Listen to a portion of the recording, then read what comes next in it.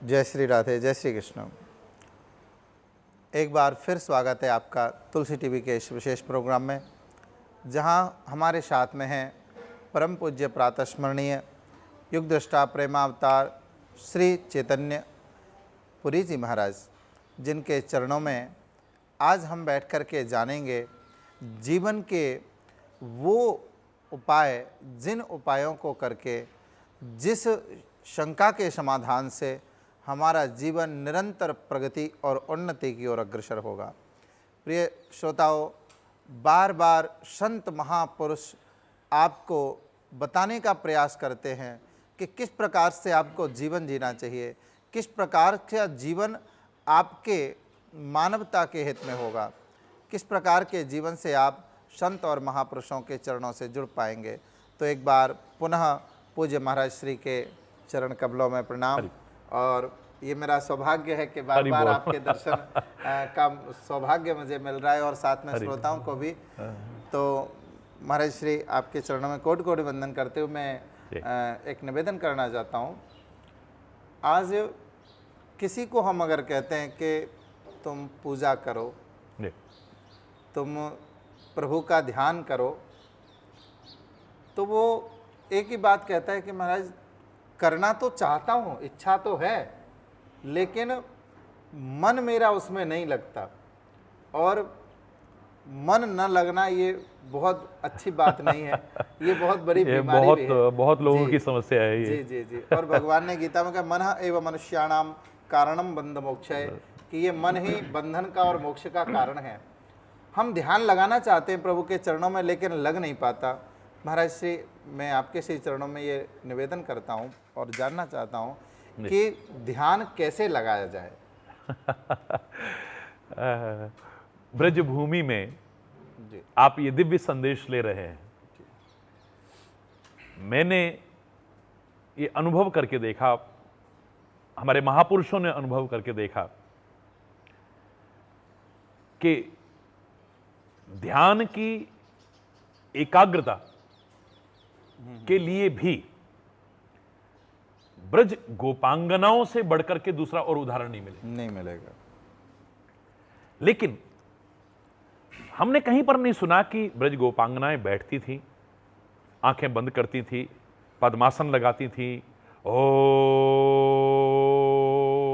ऐसे ध्यान एकाग्र करने का प्रयास करती थी।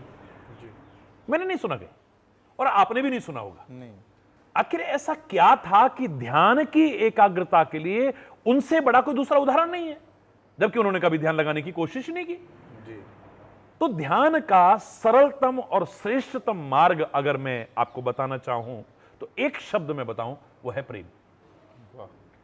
प्रेम जहां पर है वहां पर ध्यान लगाना नहीं पड़ेगा, ध्यान हटेगा तब तो लगाएगा।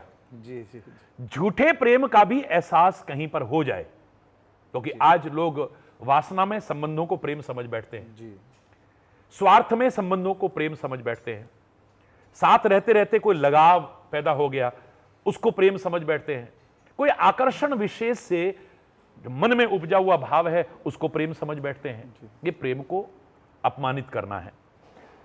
जो शुद्ध है, निष्केवल है, निस्वार्थ है, निष्कपट है, वो सच्चा प्रेम जिसे साक्षात परमात्मा का ही स्वरूप कहा जा सके, वो प्रेम जिसके मन में भी है, ध्यान जिसके प्रति है, वहां से हटेगा ही नहीं।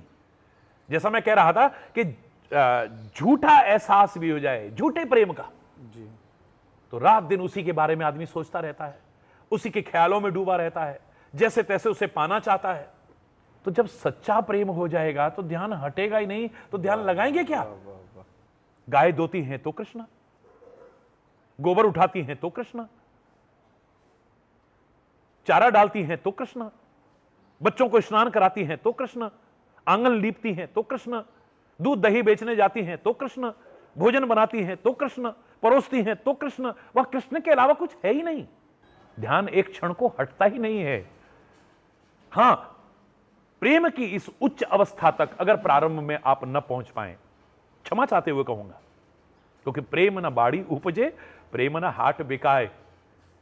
यह कोई बाड़ी में पैदा होने वाली सब्जी नहीं जो हर कोई पैदा कर ले। ये हाट में बिकने वाला सौदा नहीं है जो कोई भी जाकर के खरीद ले। ये कोई मजाक नहीं है। प्रेम प्रेम कहना बहुत सरल है, झूठा भ्रम होना प्रेम का बहुत सरल है। मैं तो एक बहुत पहले से एक भजन बोला करता था कि हे दुखहारी शरण तुम्हारी, तुमसे निज दुख रो न सके हम, नाथ तुम्हारे प्रेमामृत में अब तक हृदय भिगो न सके हम।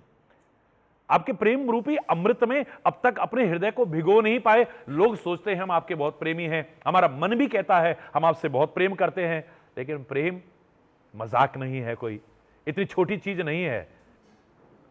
प्रेम की स्थिति यदि आ जाए, एक शब्द में बता रहा हूं, इससे सरलतम, इससे श्रेष्ठतम मार्ग ध्यान की एकाग्रता का दूसरा नहीं हो सकता है। चैलेंज करके कह रहा हूं। हां, अगर इस स्थिति तक नहीं पहुंचे हो तो तुम्हारे लिए एक क्रम है, उस क्रम को आप पार कीजिए, आपका ध्यान एकाग्र स्वभावतः होने लग जाएगा। कोई कहानी नहीं सुना रहा, कोई कथा नहीं सुना रहा, इज प्रैक्टिकल। आप कभी भी ये पूछते हैं कि आपका ध्यान एकाग्र नहीं होता, कोई उपाय बताइए, इसकी बजाय आइंदा आप प्रश्न पूछिए कि मेरी ध्यान में रुचि कैसे पैदा हो, मेरा इंटरेस्ट कैसे डेवलप हो। इससे क्या हो जाएगा? अरे जिस चीज में आपकी रुचि होगी ना, ध्यान अपने आप लग जाएगा। जिस चीज में आपकी रुचि होगी, जिस चीज में आपका इंटरेस्ट है, वो ध्यान की एकाग्रता की जो बाधाएं हैं अपने आप हटने लगेगी। क्रिकेट में आपकी रुचि है, आपको नींद आएगी। बहुत से लोग, महाराज जी जब ध्यान करो ना तब नींद आने लगती है, महाराज जी ध्यान करो ना तो पता नहीं कहां कहां ध्यान जाने लग जाता है, ध्यान करो ना तब ऐसा। कोई बाधा नहीं आएगी। सारी सारी रात आप क्रिकेट का मैच देख सकते हो, क्योंकि रुचि है आपकी ना। आपकी पसंदीदा कोई फिल्म आ रही है, आपका पसंदीदा कोई टीवी प्रोग्राम आ रहा है, तो आप सारी सारी रात जाग सकते हो। क्यों नींद नहीं आ रही? सबने कहा कि बेटा भोजन तो कर लो, प्लीज चुप करो, बीच में मत बोलो। आपको किसी का बोलना भी अच्छा नहीं लग रहा है, इतना ध्यान एकाग्र है। सड़क के ऊपर चल रहे हैं, साइकिल में, स्कूटर पर, मोटरसाइकिल में, कार में, और कान पर कमेंट्री सुनते हुए जा रहे हैं, एक्सीडेंट कब कर गए पता ही नहीं है, ध्यान लगा हुआ है, आपका इंटरेस्ट है उसमें। अरे मैं अपने प्रवचन की कहूं, आज करोड़ों लोग मेरे को सुनते हैं नित्य प्रति विभिन्न चैनल्स पर, लेकिन रात्रि के समय भी प्रवचन आता है और सर्वाधिक दर्शक संख्या मेरी रात्रि के प्रवचन की है। इतनी रात में लोग, क्योंकि रुचि है तो पूरी रात जाग करके भी देख लेते हैं। हालांकि मैं ही कहा करता हूं, early to bed and early to rise makes a man healthy, wealthy and wise. अपनी दिनचर्या को नियमित रखो, संतुलित रखो, संयमित रखो, खान पान को शुद्ध रखो, सात्विक रखो, संयमित रखो, संतुलित रखो। मैं खुद कहा करता हूं, लेकिन जब और चीजों में जाग करके आप अपना समय लगा सकते हैं तो अध्यात्म में आपकी रुचि है। महाराज जी के प्रवचन में आप आधी रात को भी देखते हैं लोग, करोड़ों लोग मुझे देखते हैं। कहां गई नींद? कहां गई वो बाधाएं? इधर उधर ध्यान भी नहीं जा रहा। जब आपकी किसी चीज में रुचि है, किसी की उपन्यास में रुचि है, जब तक खत्म ना हो जाए ऐसे लगे हुए हैं, सब टोक रहे हैं, गुस्सा आ रहा है, कोई टोक क्यों रहा है मुझे? ना भोजन की याद है, ना नींद कहीं आ रही है, ना किसी प्रकार की और कोई बाधा टिक पा रही है। ध्यान एकाग्र, प्लीज चुप करो यार, प्लीज चुप करो, लगे हुए उसी में। जिसमें जिसकी रुचि है उसका ध्यान स्वभावतः एकाग्र हो जाता है। अब अगला प्रश्न आपका होना चाहिए कि रुचि कैसे जागृत होगी? आपका ध्यान लगे न लगे, मन लगे न लगे ना, क्योंकि मन चंचल है ना। माना कि मन अगर मेरे कंट्रोल में है तो इससे बड़ा कोई मेरा मित्र नहीं है, अगर यह अनियंत्रित हो जाए इससे बड़ा कोई दुश्मन नहीं है। मन जैसा कोई बाधक नहीं है, मन जैसा कोई साधक नहीं है, मन जैसा कोई मित्र नहीं, मन जैसा कोई दुश्मन नहीं है। लेकिन आपका मन यदि एकाग्र नहीं हो पा रहा है, क्योंकि चंचल है, चंचलम ही मनः कृष्ण है, ये मन बड़ा चंचल है, कैसे इसे समझाऊं है। लोग भजन में भी गाते हैं ना, बंदर चंचल है, कछुए का मुंह चंचल है, बच्चा चंचल है, पीपल का पत्ता चंचल है, ध्वजा चंचल है, तोरण चंचल है। ये कुछ चीजें स्वभावतः चंचल है। अब इसको कैसे कंट्रोल करोगे? भगवान श्री कृष्ण कहते हैं, कुंती पुत्र अभ्यासेन तु कौन्तेय, हे कुंती पुत्र, इसको अभ्यास के द्वारा ही आप नियंत्रित कर सकते हैं, एकाग्र कर सकते हैं। करत करत अभ्यासते जड़मति होत सुजान, रसरी आवत जात पे सिल पर परत निशान। नियमित अभ्यास कीजिए आप। पहली बात, रुचि जागृत हो। रुचि कैसे जागृत हो? वो नियमित अभ्यास से होगी। आपका मन नहीं लग रहा है तो भी करो। करते करते करते करते गलत काम भी सही लगने लग जाते हैं, उसमें रुचि जागृत हो जाती है। जब सही काम को करते रहोगे करते रहोगे करते रहोगे, क्या आपकी रुचि जागृत नहीं होगी? शराब पहली बार किसको अच्छी लगी होगी, दूसरी बार किसको अच्छी लगी होगी, तीसरी बार किसको अच्छी लगी होगी, लेकिन लेते रहे, अब उसके बिना रह नहीं पा रहा हो, उसके बिना जीने की कल्पना नहीं कर रहा। उसका घर बर्बाद हो गया, घर की शांति बर्बाद हो गई, पैसा बर्बाद हो गया, इज्जत बर्बाद हो गई, सब बर्बाद हो गया, लेकिन अब उसके बिना रह नहीं पा रहा है? करते करते करते करते करते करते गलत से गलत काम भी आपको अच्छा लगने लग जाता है। तो मेरे प्यारे भाइयों, मेरी प्यारी बहनों, मेरे प्यारे बच्चों, जब सही काम को आप करते रहोगे करते रहोगे करते रहोगे, आपका इंटरेस्ट क्यों डेवलप नहीं होगा उसमें? आपकी रुचि क्यों जागृत नहीं होगी? अवश्य होगी। करते रहिए। अभ्यास करते करते करते आपकी रुचि जागृत हो जाएगी, और जिस दिन आपकी रुचि जागृत हो गई, आपका ध्यान अपने आप एकाग्र हो जाएगा। तो आपका प्रश्न होता है ध्यान कैसे एकाग्र हो? मैं कहता हूं उसकी बजाय प्रश्न हो हमारी रुचि कैसे जागृत हो। और रुचि जागृत होगी अभ्यास से। करते रहिए। आपका मन नहीं लग रहा है तो भी करते रहिए। आयुर्वेद में एक सिद्धांत है, पित्त की बीमारी जिसे हो जाती है उसकी और कोई दवाई नहीं है, उसका मुंह कड़वा हो जाता है, मिश्री भी उसे कड़वी लगने लगती है। आप किसी वैद्य से पूछिएगा तो वो कहेगा इसका इलाज भी मिश्री में छुपा हुआ है।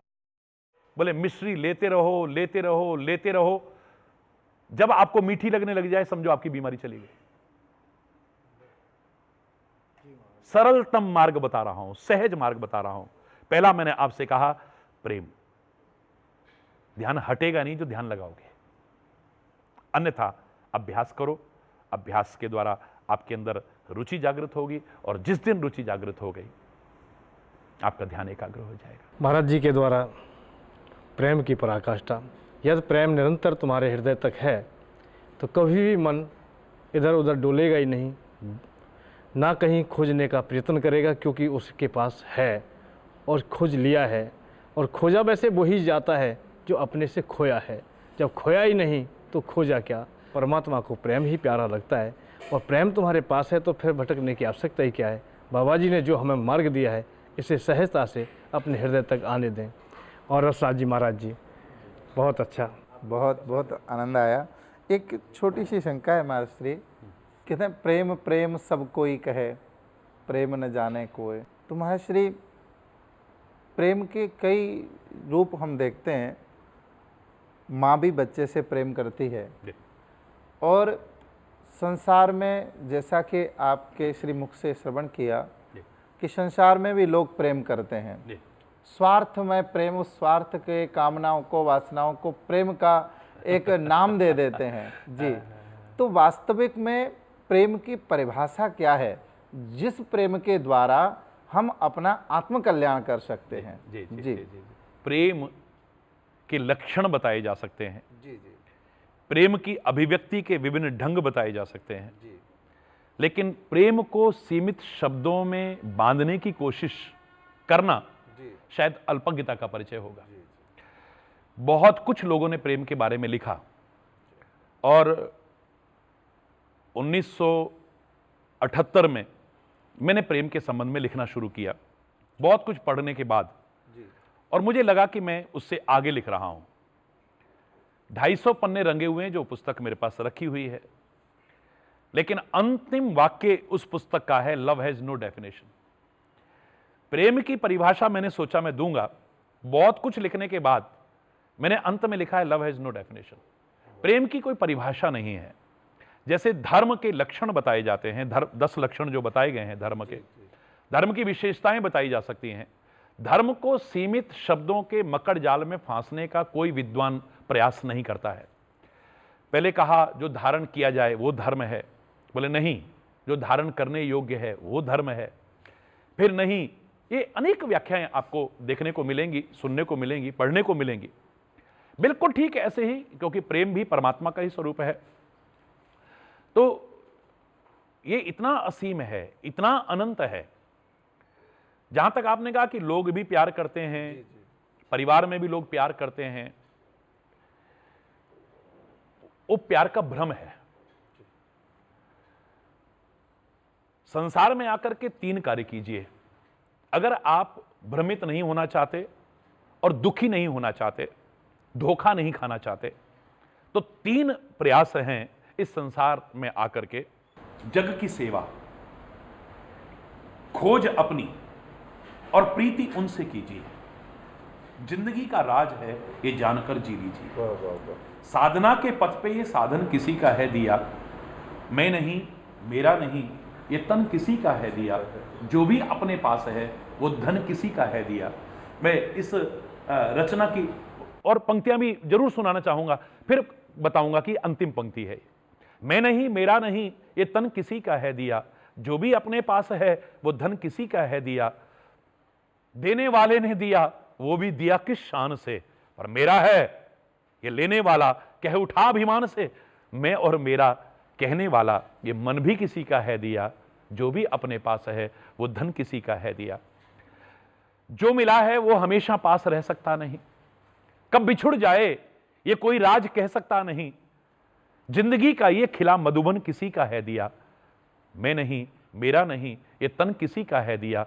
जो भी अपने पास है वो धन किसी का है दिया। जग की सेवा, फिर कह रहा हूं 3 काम क्या करने हैं? जग की सेवा। जग की सेवा का तात्पर्य नहीं कि सारे संसार की सेवा।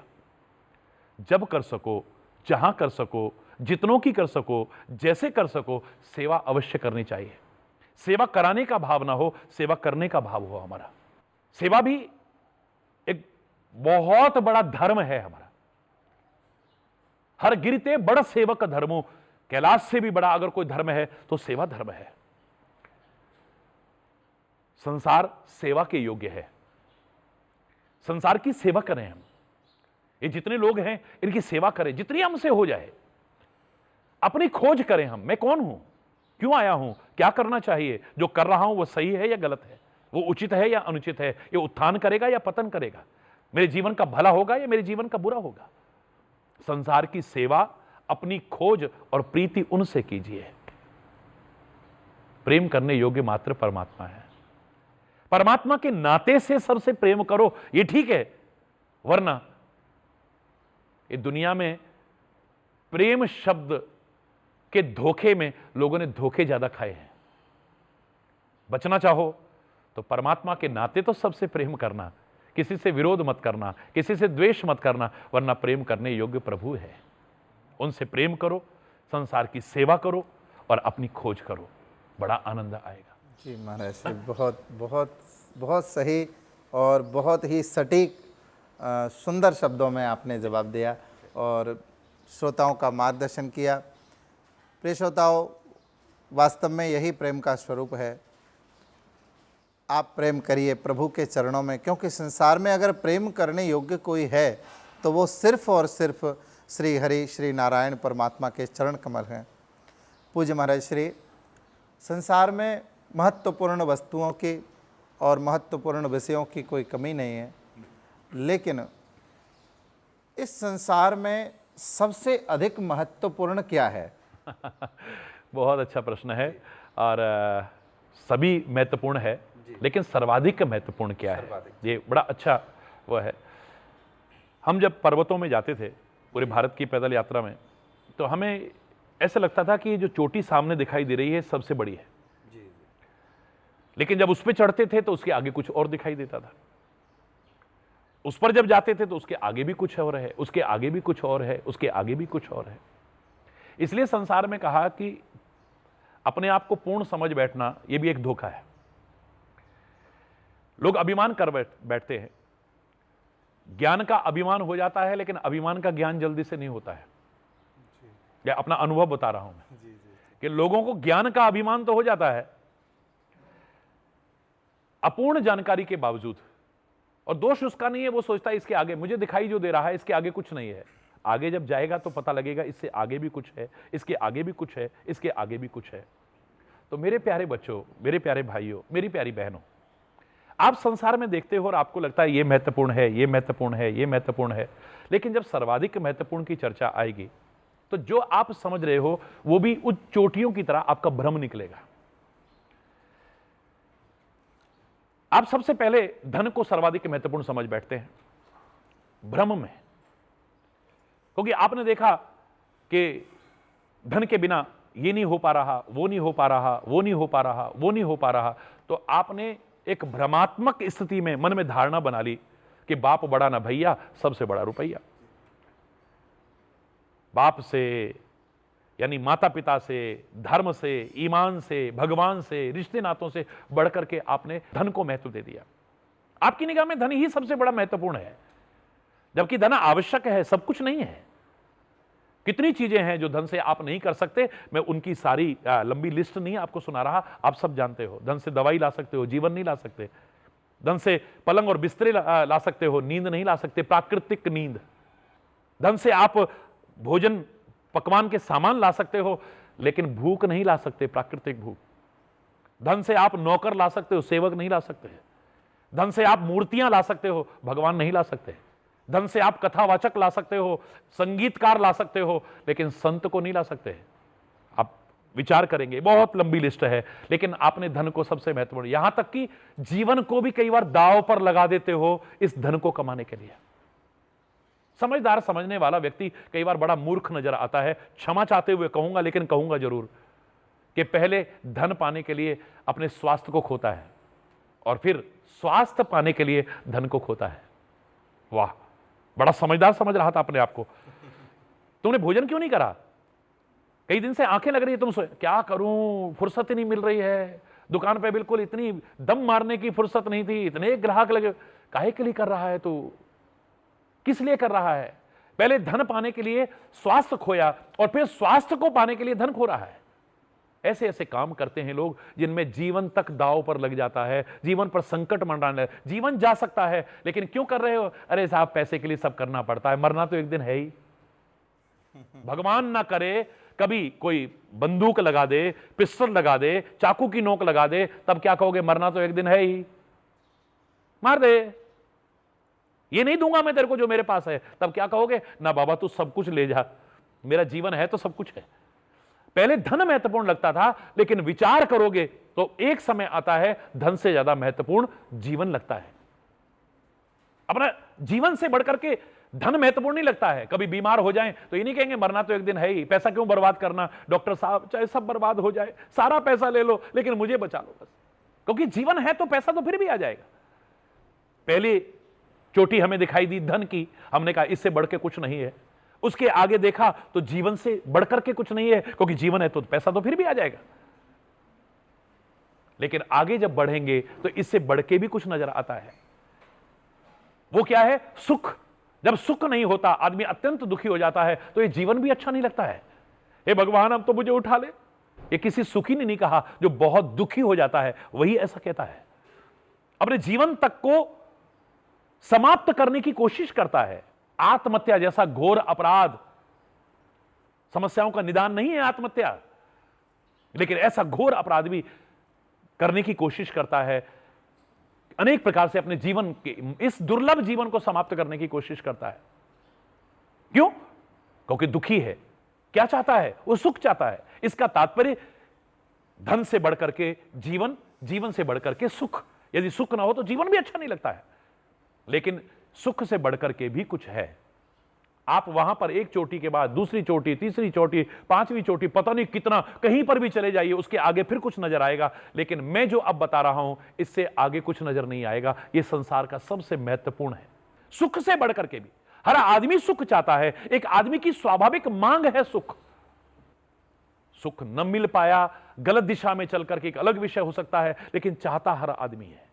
लेकिन एक ऐसा है जो अपने हाथ से अपने सुख को भी लुटाना चाहता है। उन वीर बलिदानी शहीदों ने क्या सुख के लिए प्रयास किया? अगर सुख के लिए प्रयास किया होता, वो भी अंग्रेजों की चमचागिरी करते, कहीं के राय साहब बना दिए जाते, कहीं के ऑनरेरी मजिस्ट्रेट बना दिए जाते, कहीं पर कोई पद मिल जाता, जमीन जायदाद मिल जाती। नहीं, कोड़े पड़ रहे हैं, काले पानी की सजा हो रही है, यातनाएं दी जा रही हैं, फांसी के फंदे पर झुलाया जा रहा है, उनको और उनके परिवार को कष्ट और यातनाएं दी जा रही हैं, लेकिन हंसते हंसते वंदे मातरम वंदे मातरम वंदे मातरम करते हुए झेलते जा रहे हैं। क्यों उठा रहे हैं कष्ट? क्योंकि वतन से प्रेम करते हैं। जो प्रेम करता है वो अपने हाथों से सुख को भी लुटाने को तैयार हो जाता है। हमारे शास्त्रों ने कहा कि प्रेम की पहचान यही है, तत् सुखम सुखित्वा, तेरे सुख में ही मेरा सुख है। हे भारत माता, तू आजाद हो जाए, बदले में चाहे मुझे कितने भी कष्ट मिल जाए। वतन से कोई प्रेम करे, उन्होंने कितने कष्ट उठाए। परमात्मा से जो प्रेम करते हैं वो दुखों और कष्टों से घबराए नहीं, कभी विचलित नहीं हुए। बड़े बड़े भक्तों के जीवन चरित्र को उठा के देखिए, बड़े बड़े संतों के जीवन चरित्र को उठा के देखिए।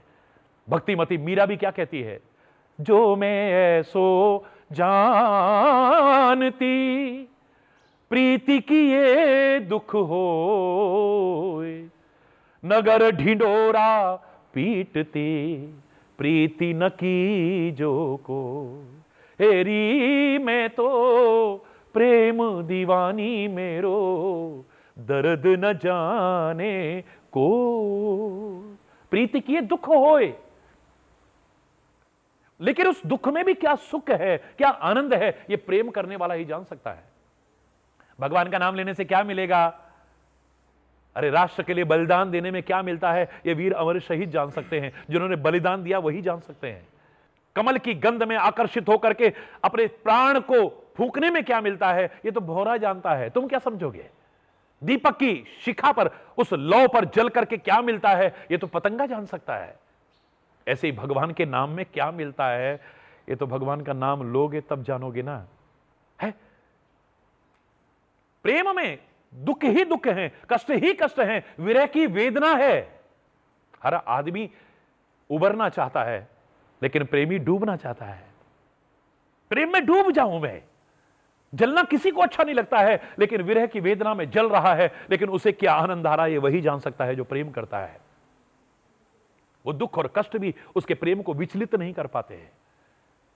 हर आदमी सुख चाहता है, लेकिन ये अपने हाथों से सुख को लुटा रहा है। क्यों? क्योंकि उसे सुख से बढ़कर के चीज मिल गई है, जो दुख में भी सुख की अनुभूति करा रही है, जो कष्ट में भी सुख की अनुभूति करा रही है। तो मुझे लगता है कि प्रेम से बढ़कर के दुनिया में कुछ और नहीं हो सकता है। उदो जैसे महाज्ञानी भी इस ब्रज भूमि में आए और आकर के ज्ञान झाड़ने लगे, योग की व्याख्या करने लगे, तो ब्रज गोपांगनों ने यही कहा था, है प्रेम जगत में सार और कुछ सार नहीं। सबसे महत्वपूर्ण और सारी दुनिया का सार अगर देखा जाए तो प्रेम से बढ़कर के कुछ और नहीं है। क्या प्रेम प्रेम प्रेम चिल्लाती हो, क्या काना काना चिल्लाती हो। जो द्वारकाधीश बनकर के तुम्हें भूल चुका है, राजा बनकर के तुम उसका नाम रटे जा रही हो। यहां पर इतना तो तुम योग करती, साधना करती, ब्रह्म की आराधना करती, तो तुम्हारे जीवन का कल्याण हो जाता। उधो मन न भय 10-20, एक हुतो सोई गयो श्याम संग को आराधे ईश। यहां पर आकर के प्रेम का संदेश उदो जैसे ज्ञानी भी लेकर के, ये वो पवित्र धरा है, सारी दुनिया को प्रेम का संदेश दिया है जिसने। प्रेम से बढ़कर के कुछ में, भगवान तक को अगर कोई प्रिय है तो राम ही। केवल केवल प्रेम प्यार, केवल प्रेम प्यार, ओनली। और किसी को कुछ प्रिय हो सकता है, ये भी प्रिय है, वो भी प्रिय है। यहां पर खाली खाली खाली प्रेम ही प्रिय है, कुछ और नहीं। भगवान को कोई बांध सकता है, जिसने सारी सृष्टि को बांध रखा है, कायनात को बांध रखा है, उसे भी किसी ने बांधा है तो प्रेम ने ही बांधा है, किसी और ने नहीं। मां यशोदा ने कोशिश करी, हार गई, अंत में जाकर के रोने लगी है, प्रार्थना की है, हे कन्हैया अब तो तू बंध जा। सारी रस्सियां अधूरी पड़ गई हैं, 2.5 अंगुल कम पड़ रही है। वह 2.5 आखर प्रेम का पढ़े सो पंडित होए। तो वही प्रेम से महत्वपूर्ण मुझे नजर नहीं आया, संतों महापुरुषों को नजर नहीं आया, हमारे ग्रंथों को नजर नहीं आया। और आप लोग भी विचार करेंगे तो दुनिया में प्रेम से बढ़कर के कुछ और नहीं। जी दर्शकों, महाराज जी की जितनी भी ये अमृतमयी वाणी है, उससे जीवन आपका, हमारा, सभी का धन्य धन्य होता है। सत्य कहा है कि बगैर प्रेम के चराचर जगत में कुछ भी नहीं। परमात्मा के भी जहाँ भी प्राकट्य चाहते हैं आप लोग, वहीं परमात्मा, क्योंकि हर व्यापक सर्वत्र समाना, प्रेम से प्रकट होत में जाना। प्रेम की चरम सीमा उसी समय सामने आती है जब करुणा होती है। करुणा में 2 बूंद आंसू होते हैं। कबीरदास जी एक दोहा लिखते हैं, वो मुझे याद आ गया। कबीर हंसना बंद कर, अरे रोने से कर प्रीत, और बिन रोए ना पाइए प्रेम प्यारा मीत। हंस हंस कांत ना पाइए, तिन पाया तिन रोए, हंस खेले प्रीतम मिले, कौन सुहागन होए। अर्थात परमात्मा को पाना है तो करुणा, करुणा का आधार आँखों में आंसू। जैसे मीरा या सूरदास जितने भी भक्त हुए हैं, उनकी आंखों में नमी थी, अर्थात आंसू थे। उन आंसुओं का प्रभाव कि उन्हें परमात्मा मिले, माधव मिले। आपको भी निश्चित मिलेंगे। संतों की वाणी है, कभी मिथ्याचारण नहीं धारण करती, अर्थात सदैव सार्थक और सिद्ध होती है। जी रसराज जी महाराज, बहुत बहुत ही जीवन हमारा धन्य हुआ, कृतकृत्य हुआ, जो आप संत महापुरुषों की दिव्य अमृतमयी वाणी को श्रवण किया।